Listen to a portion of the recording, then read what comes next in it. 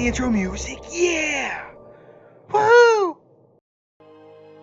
Welcome, Star Trek Fleet Command fans, back to the channel where today, if you're new to the game, experienced in the game, wherever you're at, I want to talk about what I believe right now are the 5 biggest mistakes people are making. Now, many of you are probably expecting today's video to be about Chakotay, and that video is coming, but after having a lot of discussions with several players over this past week and just seeing gameplay for so many different players, I really wanted to kind of hit on this because many of you who've been playing 4 or 5 years don't know this, but this game has a lot of new players. Like, we talk about this game having a couple 100,000 daily players, but you look at the new servers that are launching. You got server 100 that is like one of the newest US servers available, and that's not the only one.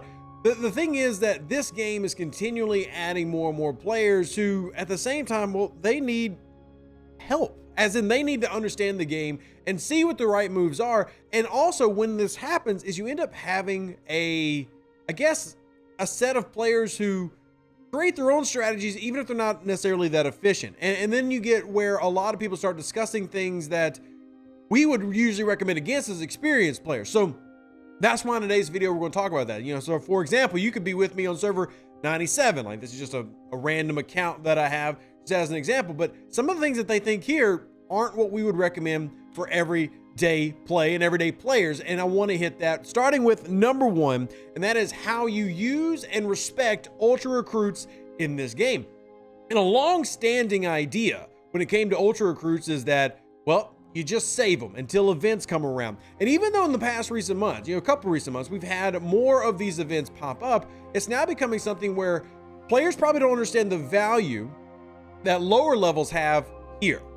And that might sound crazy, but the truth is, if you are a higher level player or a mid-level player, so let's just say you're in the 30s and above, this sucks. It just does. And I'm not trying to say that in like a awful way, like stop playing the game, whatever. Truly, the ultra recruit system is terrible. Why is it terrible? It simply comes down to math. Math is always good. We like giving math. But the truth is, here, I'll even put up a comparison so you can see it.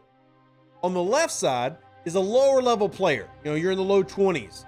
Maybe you're level 15, whatever. And on the right side, over there, is this account, like this level 46 account. There are only 37 officers in a lower level ultra recruit. In the right side, there are 78 officers between rares and epics. You've more than doubled the number. And what is that doing? That means that when you actually want to go out and use ultra recruits as a higher level, you're getting far less efficient returns for the same amount. As in, you can't really target and say, hey, I've got to get Pike, because now you're just loaded in with a ton of officers, and many of them you'll never use. Like, for example, if you're new to the game, maybe you don't recognize some of these. Quark, that's a mining officer. Rom, literally only for hitting bases. Honor Guard Worf, great PvP officer. Sela, really no use, because Sela was created to be an anti-con. You don't even need her anymore. She's away teams kind of only. Geordi LaForge, semi kind of usable, really away teams only. Deanna Troi used sometimes with her captain's ability for decreasing critical chances for armadas. But generally speaking, a lot of these are either super niche or don't even get used at all, and yet they get injected into the ultra recruits, which means that maybe if you really do need somebody like Lorca or 5 or 6, it's really, really hard to rely on getting those pulls. To the point that I don't really promote camping. Turn these in, especially if you are a player in the lows. Don't save these for later. Don't save these in the hope of like, oh, well, maybe I'll full pull Honor Guard Worf. Don't do that to yourself, because what ends up happening is all those epics you would have got now got split amongst a lot of officers that you may not actually want to use. And that's just the truth. So like the Selas, do you really want that? The Quarks, do you personally want that? Maybe you do. Riker, which is no longer a premier Armada officer, taking up spots right there. And then I've only got 2 5 of 11, still one of the most important officers in the game. And that doesn't count the fact that there are also a lot of rares that have been added. So as a low level player, you should be turning in these as quick as possible. No event can pay out the rewards that officers can provide for you long term.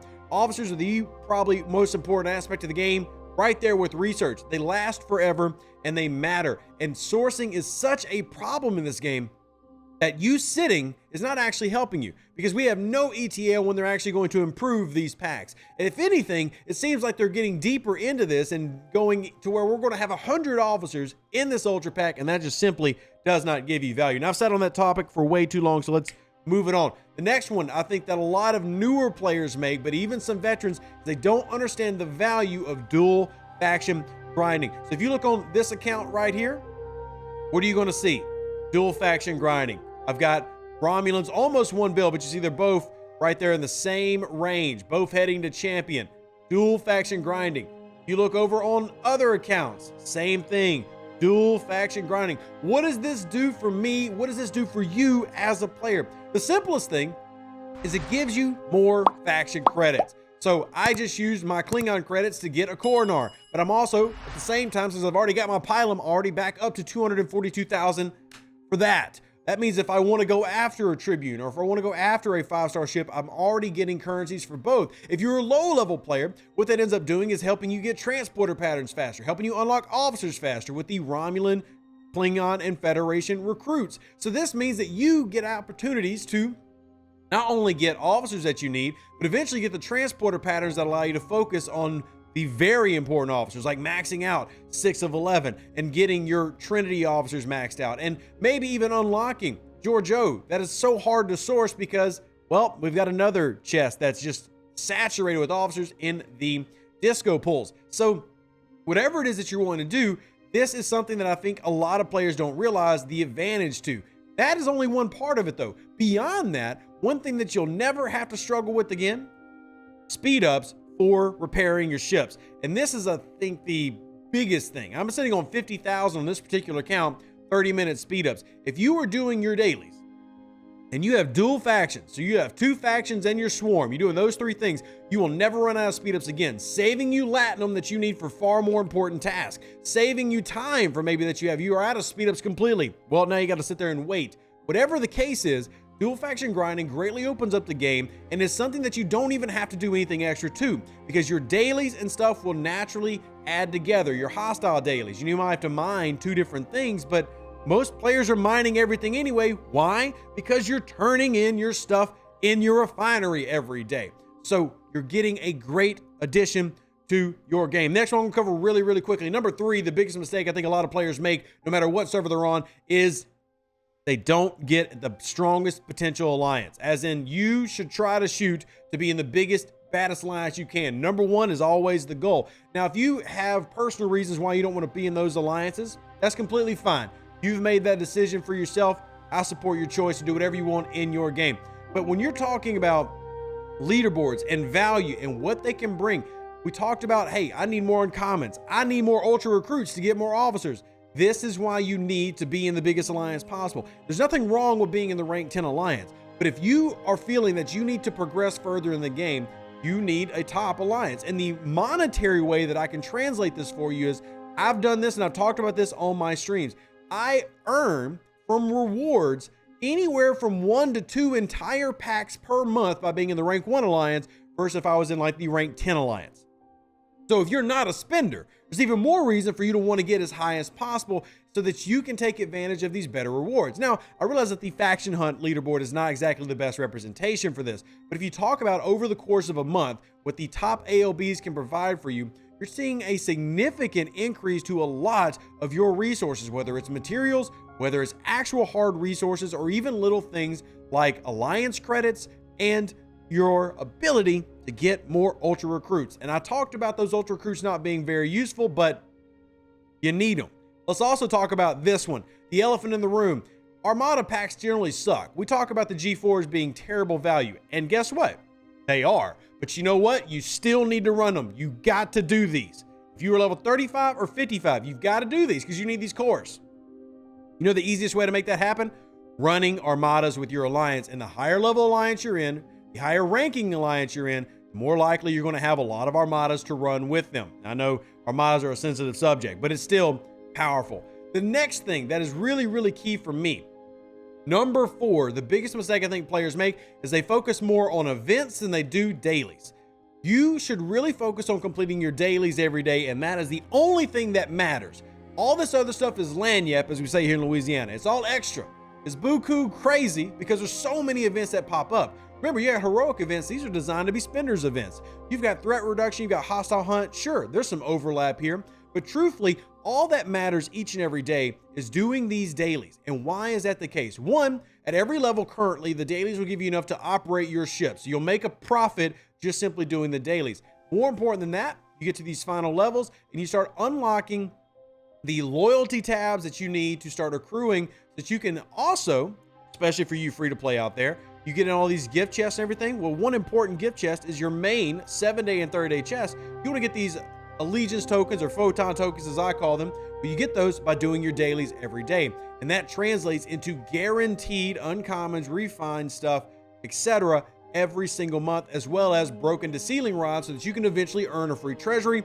We currently are on pace for players to earn 3 free treasuries a year. That's $100 pack, 3 of them a year, and dailies are part of the progress to do that. Now, after that level of importance comes Battle Pass, and then after that becomes all the extra events that just pay out resources. But too often, people focus on maybe Battle Pass first. Focus on dailies first. The biggest thing is when people don't finish their dailies, you are hurting yourself long term. That is the best thing you can do for your day every day, is to complete your dailies. And the last thing that I kind of want to harp on / chirp on are packs. Yes, packs. Those things, the things that we love / love to hate. Packs. Buying the right packs and not simply spending because we think we've got to. There are some things that last forever value-wise. I'm going to put a couple on the screen from my OG baby account. Stuff like this. Extra builders, extra research. Now, if you're listening to this and you are a high spender, you don't mind spending a lot of money in the game, then this doesn't necessarily apply to you as well. But I run into so many spenders who come to me saying, I feel like I've wasted my $100. A great example of a pack that wasted people's money was this past month. If you played the game and you've been, familiar with Q's Trials, a big one was this stuff. And not the building itself, but when the mechanic rolled out and you had forbidden technologies roll out with it, what ended up happening? They spent money on these only for them to fail and basically wasted $100. They went to upgrade these. They had bought this currency and, well, the upgrade failed, and then they're just SOL on that. Packs are fine. If you want to support this game, thank you, because your support for this game allows people to completely free to play this, and that's really awesome. So we do appreciate people who buy packs, but at the same time, you need to buy them efficiently and effectively. And if you don't, what you end up having is buyer's remorse, and then you should get mad at the game, and then potentially you even quit. Buying packs correctly and smartly and efficiently is a way to guarantee that you're getting the best return for your buck while also not hurting yourself long term. For example, this battle pass is the same cost as a regular 3-week battle pass, a monthly battle pass, but it only goes 2 weeks, and there's no overflow for de-sealing rods anyway. Is this $20 worth the same as $20 was last month for the ARC run? It's not. Now, if you want to buy it, more power to you, but you always want to evaluate your purchase. And, I've done this before for other people, $100 to unlock data. That's actually quite cheap for an epic, but is that really worth it? It's a bunch of 3-star mats and then an officer. I'd never spend $100 for an officer, and usually my packs have 800,000 Latinum, not 71,000. So I'm really just buying an officer that I would never really need here. So as a player, if you're listening to this, the top 5 mistakes is 1, not understanding the value that ultra recruits have at a lower level, and that you should really not save them. Dump into them, because getting those officers now is more important than what any event can truly pay you. Number 2 is getting dual faction grinding set up. You want to dual grind to the level locks. Remember, the locks are at 10 million, 1 billion, and then 15 billion. And then will not lower below that. So grind 2 up to those levels, stop, get the 3rd one caught up, and then do it again. The only exceptions to that rule are those who are leveling up really quickly, and they're going to want to do it one faction at a time just because they don't want to get dragged behind in speed. Number 3, being the biggest alliance that you can be in. If you are not, you are costing yourself literal in-game money. Literally. Now, I realize that not everybody can be there, but if you have the opportunity, jump up and take it. Number 4, dailies versus events. Remember, dailies are the most important thing that you can do every day. And if you actually see the game that way, you'll have less stress. You don't need to complete all those events. I promise you, you don't. But you do need to complete your dailies. And number 5, buying packs. Understand what has long-term value versus short-term. Extra builders, researchers, extra docks, all have long-term great value. Short-term things, not necessarily. 2 things that typically do: research, officers, they last forever. But even that has its exceptions. finding currencies and consumables that have no real value long term probably leads to you being a little bit upset. Like this right here. Probably lead to some frustrations. So hopefully you like these 5 tips and 5 things I feel like people, the mistakes they make the most in this game. If you agree, cool. If you don't, also cool. Either way, what I want you to do is drop your comment down in the comment section below. Let people know what you think are the 5 biggest mistakes players are making in this game and how they can improve their gameplay so we can all have more fun. Live long and plunder. Stay safe with our Space Cowboys. Deuces, that's me. Catch you on the next one. And yeah, I promise we'll get that Chakotay video. I just feel like we really need to get everybody back on the right track because there's a lot of players who don't understand that this game needs to be played efficiently. Woo, or it's going to get you. An even better outro than the intro. For the Empire and glory to your house.